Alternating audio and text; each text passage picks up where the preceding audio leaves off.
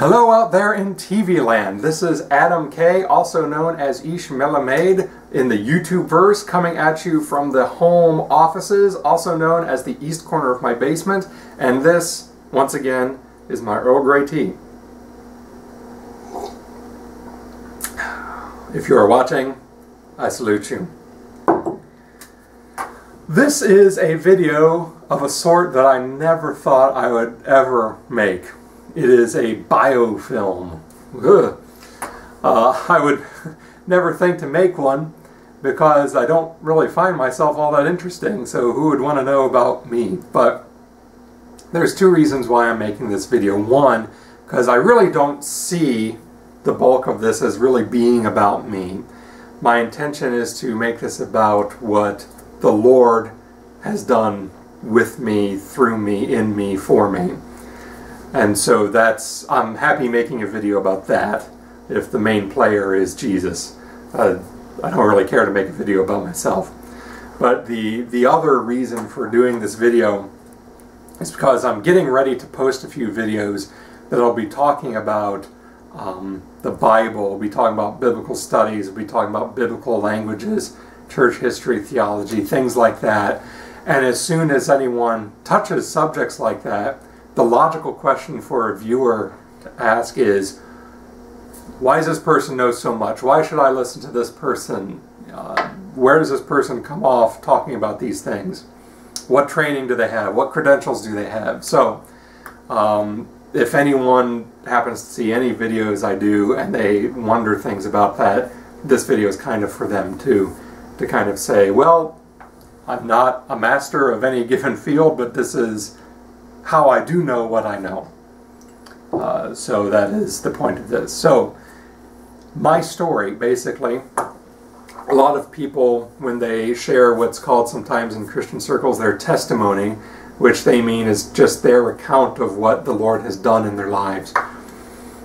Sometimes people have what I would almost call a fireworks story, where a firework goes up one way and then something big happens and it's different forever. Some people have those kinds of firework stories where their life is following a certain trajectory and then boom, the Lord does something to them and they're never the same. And those are wonderful stories and I love hearing them. My story is not quite like that. My story is more of watching a tree grow kind of story. What I mean by that is, I grew up a pastor's son. I never knew a time when I didn't have some idea of who Jesus was, what God was, what it meant to be someone that followed Jesus. I've always had some idea of what that means. I've always had some kind of trust in Jesus, even if it was a child's trust. So I did not have a boom, oh my gosh, now I believe in God moment. I had a tree moment. I had slow growth kind of moments. But what I can tell of my story is that, like I say, I always trusted in Jesus to some extent. At least I always knew about Jesus. But as I kind of grew into being a teenager, I went through experiences I think a lot of teenagers go through. I had a lot of mental and emotional pain. And I can't even say that there's anything that triggered it. I had a wonderful family. I had wonderful friends. There wasn't any kind of trauma, really, in my life that kicked off depression. But I really was experiencing depression. And, to the point where I was wondering, is life worth going through the pain? And part of the pain was that I couldn't lay a finger on something and say, that's why I'm hurting. If someone had abused me or mistreated me, or if I'd had a sudden painful loss or something, it would make sense, but I just had pain and no cause for it.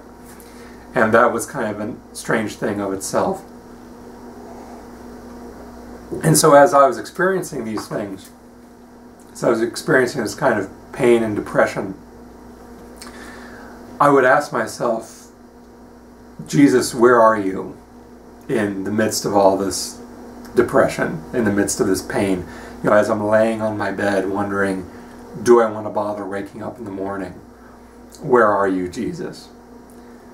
And so I had the sense, or had God graced me enough with the idea that somehow or other I could find some answer to this in the Bible. And so when I was sophomore, junior in high school, I really just kind of plowed into the Bible looking for some kind of answer to the question of Jesus, where are you? And I would sit in study hall and read through the Bible. I might not have done my homework, but I was reading the Bible.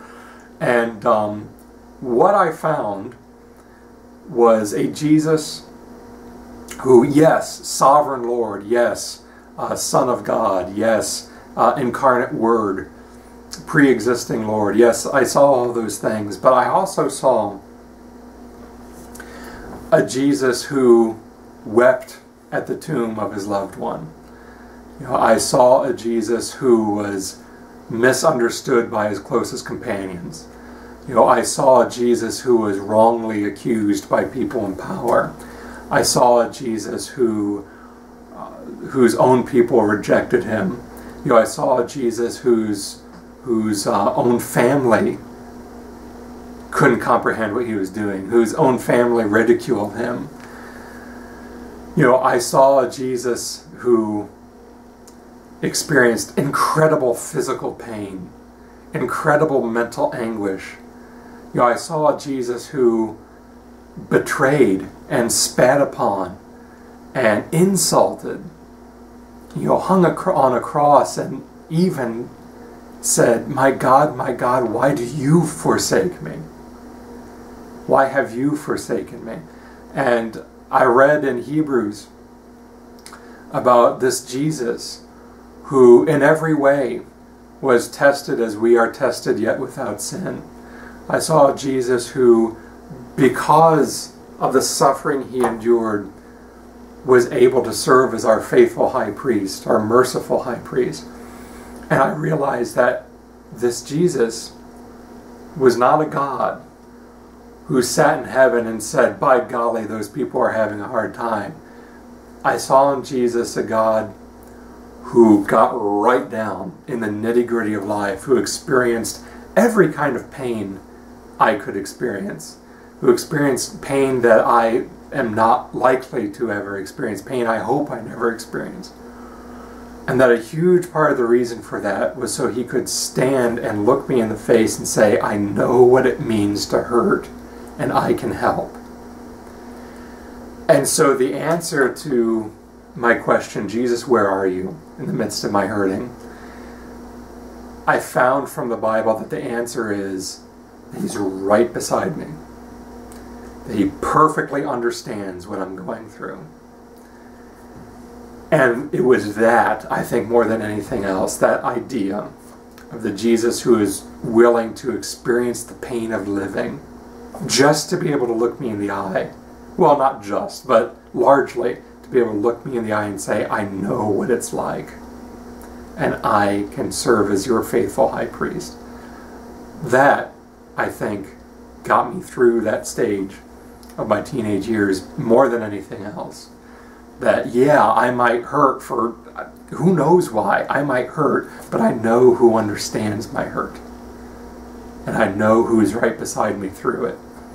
And that idea has gotten me through virtually everything I've experienced. It's gotten me through the high points of my life. It's got me through the joy of marrying my wife, the joy of seeing my 2 children born, the joy of any kind of little success that I've had. It's also got me through the pains that I've had, the pain of losing my older brother unexpectedly of his death. It's gotten me through sickness. It's got me through, anxiety disorder. It's gotten me through all kinds of things to know that the pains and the successes I experience, that Jesus is there in the midst of it, that he understands what it is like. And so that is how Jesus is the star of my story, or one of the ways. Anyway, now, when it comes down to, if someone's wondering, credentials, why do you come off talking about the Bible and theology and church history and whatever else I might end up talking about in these videos? Basically, in terms of credentials, if you want to call them that, I went to college, and I had a religion minor, but that was really more just for fun. But my field of study was education and English literature. I graduated from Ashland University in Ohio, and was an English teacher, high school English teacher for several years. And in the midst of that, felt a call into ministry. And my take on that was basically, Lord, none can take from your hand. If that is what is your will for me to do, I will do it. How can I help but do it? I will leave my teaching job and go into ministry. Just give me time to get used to that idea. Give me time to understand what that means. Give me time to tell my wife, things like that. And so eventually, I left teaching and didn't really know what I was going to do. And make a long story short, I went into campus ministry with a group called the Navigators, which some of you out there might be familiar with. So I did college campus ministry right back at Ashland University, my alma mater. I did that for several years. It was an awesome, awesome experience. And in the midst of doing that, I decided, in order to inform my ministry as a campus minister, that I would go to seminary and get a degree. So I went to Ashland Theological Seminary, again in Ohio, and I got an MA in religion. I did what I could to make it look as much like a Master's of Divinity. So essentially all the biblical languages classes, all the theology classes, all the church history classes that I would have had to take for a Master's of Divinity, I took those. Basically the only difference was that I didn't take things like church polity, pastoral counseling, things like that.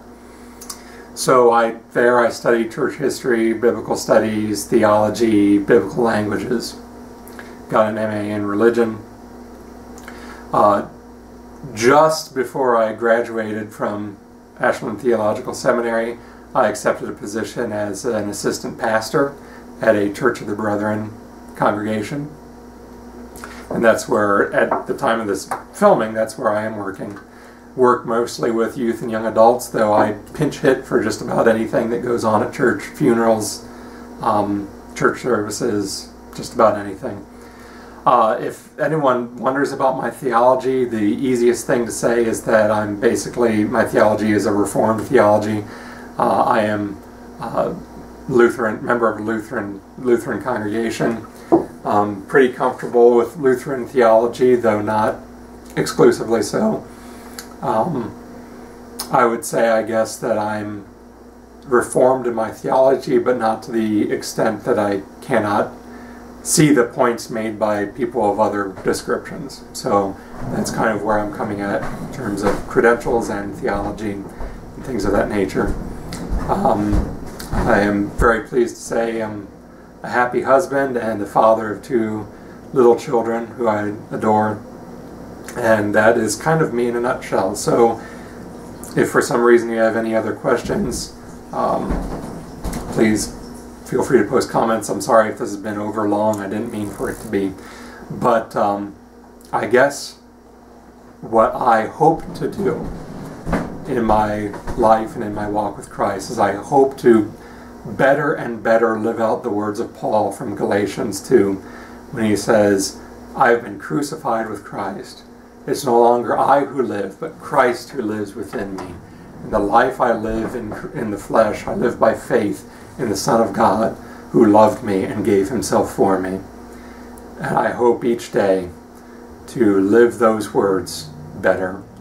And that is my prayer, that God grace me with the faith and the strength to do that. And that's my prayer for all of you as well.